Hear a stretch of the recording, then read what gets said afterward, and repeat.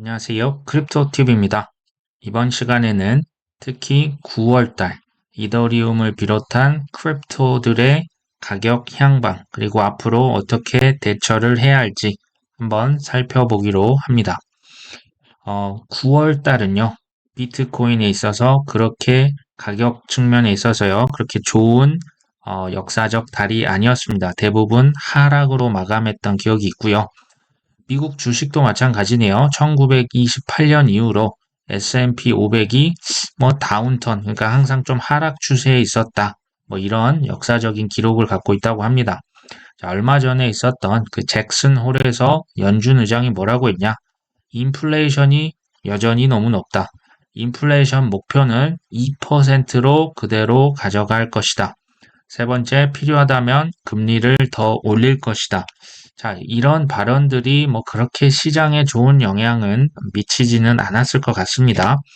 자, 제가 여기에서 중점적으로 좀 말씀드리고자 하는 인물은 바로 알리안츠의 최고 경제 고문입니다. 자, CNBC 인터뷰 이렇게 나왔었는데요. 시장에 대한 예측들이 참 많이 있었다. 자, 이분이 뭐라고 하냐?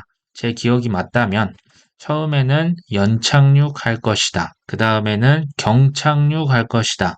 그 다음에는 무착륙, 경기 침체는 오지 않을 것이다 했는데 3월 달에 미국에 은행 위기가 왔었죠. 그때는 이제 착륙이 아니고 공중에서 폭발해 버릴 것이답니다. 크래시 랜딩이라는 표현을 씁니다.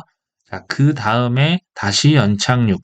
지금은 또 경제 지표들이 좋아지고 미국 주식도 올라가니까 무착륙 시나리오가 지금 또 나오고 있죠. 자, 시장은 자기가 좋을 대로 해석을 하고 그것을 그냥 그때그때 상황에 맞게 그냥 막 바꾼다라고 이제 표현을 합니다. 여기서 제일 중요한 이슈는 두 가지를 얘기를 하는데요. 첫 번째, 연준의 2% 물가 목표가 과연 적정한 것이냐. 자, 2%를 끝까지 고집을 한다면 금리를 굉장히 높게 가져갈 수밖에 없고요. 이렇게 되면 아무래도 빚으로 지탱하고 성장해왔던 경제에 큰 무리를 줄 것이다 라는 표현을 씁니다. 자, 두 번째 이슈는 뭐냐? 인플레이션이 어찌됐건 더 떨어져야 되는데 여전히 높은 수준에 머무르고 있다. 이 얘기를 했습니다. 자, 연준의 기준 금리를 자, 인플레 잡기 위해서 더 높게, 더 길게 이런 표현 썼었죠. 연준 의장이 이렇게 얘기를 했는데 그렇게 되면 어찌됐건 미국 경제에 그렇게 좋지는 않을 것이다 라고 얘기를 합니다. 그리고 결국 인플레이션은 서비스 물가, 그리고 사람들이 받는 임금에 달렸는데 여전히 이것들이 잡히지 않고 있다. 그리고 미국의 부동산 시장이 사실 매우 중요한데 자, 제로 금리, 역사적으로 가장 낮았던 금리에서 20년 만에 거의 최고 금리 수준으로 이렇게 지금 옮겨갔죠. 덕분에 미국의 부동산에서 수요와 공급이 동시에 파괴가 되고 있다. 자, 무슨 말이냐? 금리가 높고요. 가격이 지금 많이 올랐죠. 지금 2008년 서프라임 수준을 훨씬 넘어섰습니다. 여러 지표로 보든지 다 그렇게 됐죠. 다주택자, 그러니까 공급자도 지금 집을 사지 않고요. 실수요자도 매수를 꺼립니다. 근데 물론 지금 영끌이 MZ 세대에서 미국에서도 나오고 있다고 합니다. 근데 문제는 영끌은 더 큰 문제입니다. 어찌됐건 지금 금리가 높아지고 가격도 여전히 높으니 지금 이게 미국의 부동산 영향이 좋지 않을 것이다 라는 얘기를 하고 있죠. 다시 말씀드리지만 미국의 부동산 시장이 매우 중요한데 주의해야 할 시점이다라고 표현을 했습니다.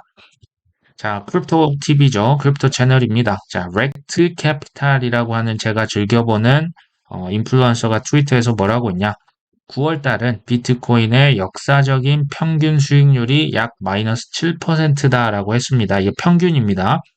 자, 현재 가격에서 지금 7%더 하락하면 비트코인이 약 24,000달러가 될 것이다 라고 예측을 합니다.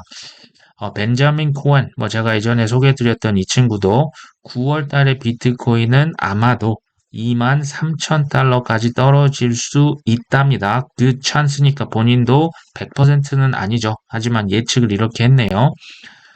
이제 코인의 총 시가총액을 이제 패턴을 한번 봤더니 대략 헤드 앤 숄더 패턴이 나타나고 있다. 이건 이제 올해 크립토 시총이고요.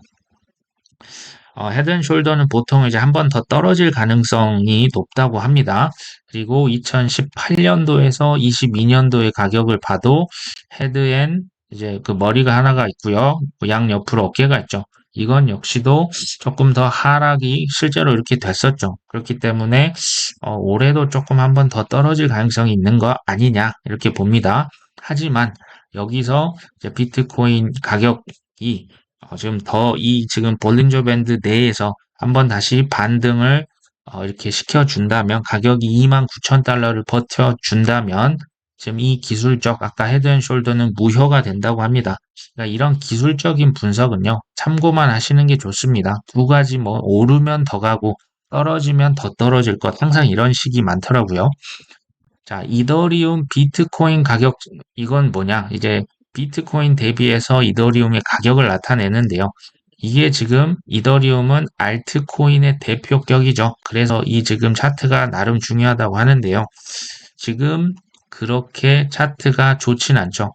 비트코인 대비해서 이더리움이 슬렁슬렁 지금 좀 더 하락으로 가고 있습니다.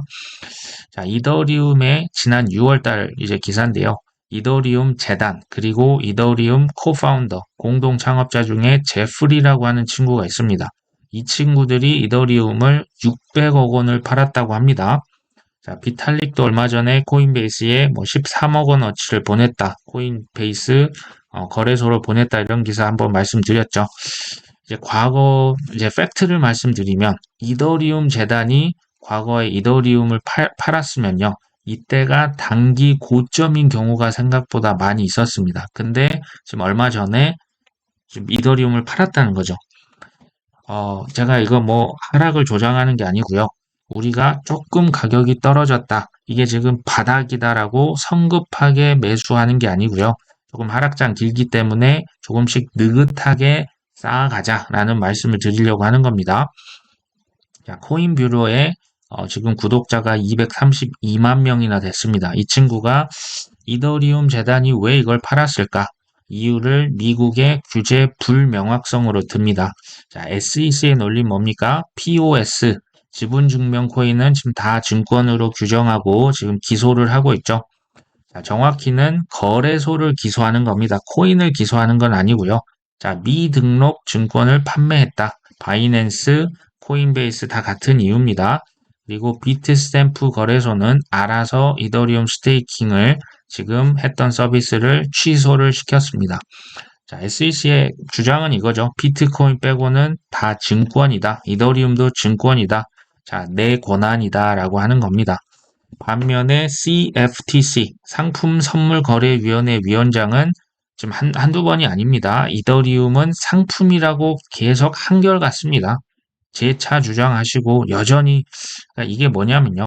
크립토라고 하는 것은 신규 자산군이죠. 투자자들은 돈 벌려고 하는 게 코인인데요. 이런 규제 기관들은 코인 왜 합니까? 코인은요. 또 다른 권력을 확대하는 수단에 불과합니다. 이거 좀 일본 저속한 표현이지만 자기만의 나와바리를 그냥 가져가려고 하는 거예요. 자기만의 구역. 자, 그렇기 때문에 SEC와 CFTC가 지금 이더리움에 왜 그렇게 목을 매냐? 이더리움을 가져가야 지금 수싸움에서 내가 유리한 고지를 선점할 수 있기 때문에 서로 자기 주장이 맞다고 지금 우겨대고 있는 겁니다. 아직 결론은 안 났죠. 자, SEC는 NFT 회사까지 얼마 전에 기소를 했습니다. 뭐 이유는 똑같습니다. 미등록 증권을 판매했다. 자, LA 컴퍼니라고 하는데 지금 합의 조건, 자, 90억 원의 벌금을 내고 너가 지금 갖고 있는 NFT 그거 갖고 있는 거 다 지금 불태워 버려라고 합의를 했습니다. 그러니까 지금 이제 NFT까지 건드리고 있죠. 자, SEC는요, 뭐 POS건, NFT건, XRP, 리플이든지 증권의 요소가 아주 조금이라도 보이면 어떻게 합니까? 바로 고소를 하는 거죠. 자, 내 권한이니 넘볼 생각도 하지 말아라. 자, 코인 규제가 지금 결론이 났습니까? 지금 결론 안 났습니다. 이 규제 명확성 여전히 지금 안개 속이죠. 이게 뭐다? 의도적으로 시간을 지연시키는 거고요. 자, 이게 지금 착각을 하시면 안 되는 게 증권이면 다 없어지고 증권이면 다 상패입니까? 아닙니다. 증권은요, 증권법에 맞게 그냥 규제하면 됩니다. 지금 이렇게 겁을 주고 하는 게 뒤에 누가 있다? 월가 지원군이 있습니다. SEC는 그냥 그 게리 갠슬러도요, 뭐 얼굴 마담 정도로 생각을 하시는 게 제일 적절한 게 아닌가 저는 그렇게 봅니다. 자, 이더리움의 스테이킹이 지금 부밍하고 있다는, 이건 뭐 긍정적인 기사죠. 그런데 디파이 예치금은 오히려 감소한다. 디파이의 이제 담보금이자 디파이의 화폐가 바로 이더리움인데요. 자, 이더리움 스테이킹은 증가하는데 왜 디파이 탈중앙화 금융의 예치금은 감소할까요? 자, 밸런서는 뭐 디파이 프로토콜 중에 하나인데요. 최근에 뭐 프로그램에서 좀 취약하다 이런 기사가 떴었고요. 메이커 다오라고 하는 대표 디파이 프로토콜에서도 그 스테이블 코인 예치 금액이 10% 이상 감소했다고 합니다. 자, 이게 바로 지금 이 기사 때문에 그렇습니다. 미국의 재무부가 얼마 전에 디파이를 디지털 자산 브로커로 정의를 했습니다. 이게 좀 어려우실 수 있는데요. 디파이를 브로커로 정의를 했습니다. 반면에 신생, 지금 디파이들은요, 다 스타트업 수준이라 보시면 됩니다. 이제 그 탈중앙화 금융의 브로커 정의라고 세금을 부과할 것이라고 발표를 했는데요. 재밌는 건 여기 비트코인 채굴 기업 있죠. 여기들은 브로커에서 지금 다 빠졌습니다. 왜 그럴까요? 바로 뒤에 블랙락이 있습니다. 피델리티가 있고요. 뱅가드가 있습니다. 제가 대표로 블랙락 기사만 가져왔고요. 블랙락은 탑5의 비트코인 채굴 기업 중에 4개 기업의 2대 주주입니다. 주식을 두 번째로 많이 갖고 지금 탑5 중에 탑4를 지금 다 가져갔죠. 무슨 얘기입니까? 자, 채굴 기업의 주식을 블랙락, 뭐 뱅가드 이런 피델리티는 하락장에 이 채굴 기업의 주식을 더 많이 샀다는 얘기가 됩니다. 자, 채굴 기업은 브로커를 지금 제외를 시켜버렸죠. 그러면 어떻게 됩니까? 세금을 현재로서는 내지 않아도 됩니다. 자, 로비를 했겠죠. 반면에 디파이는 뭐다? 브로커다. 브로커는 세금을 내야 한다. 이렇게 한 이유는 뭘까요? 자, 디파이는 확정된 미래입니다. 탈중앙화 금융, 돈놀이, 이자놀이 하는 겁니다. 자, 예대 마진 가져가는 건데요. 디파이를 확실하게 죽인 다음에 전통금융은 디파이를 통째로 다 가져갈 겁니다. 디파이가 유망하지만 여기에 규제 불명확성이 있기 때문에 이 산업을 한번 다 죽이고 다시 한번 다 가져갈 수 있는 월가가 다 가져갈 수 있는 가능성이 매우 높습니다. 저는 이더리움의 긍정론자가 아니고 대긍정론자입니다. 자, 뭐 레이어 2 요즘에 뭐 베이스가 열풍이죠. 프렌드 테크 뭐 이런저런 것들이 결국에는 다 이더리움의 생태계를 확장시킬 예정입니다. 그러고 있죠. 자, 규제 불명확성, 단기적인 9월의 패턴적인 뭐 여러 가지 차트 기술적 분석 하락 가능하죠. 제가 여기서 드리고 싶은 말씀은 뭐냐? 이더리움이 좋다고 해서 뭐 땡땡 어디 강남 부동산이 좋다고 해서 모두 이더리움으로 돈을 벌 수 있는 게 아닙니다. 이게 굉장히 중요해요. 삼성전자가 좋다고 해서 다 삼성전자로 돈을 벌 수 있는 게 아닙니다. 자, 두 번째보다 절대 하락장을 얕보시면 안 됩니다.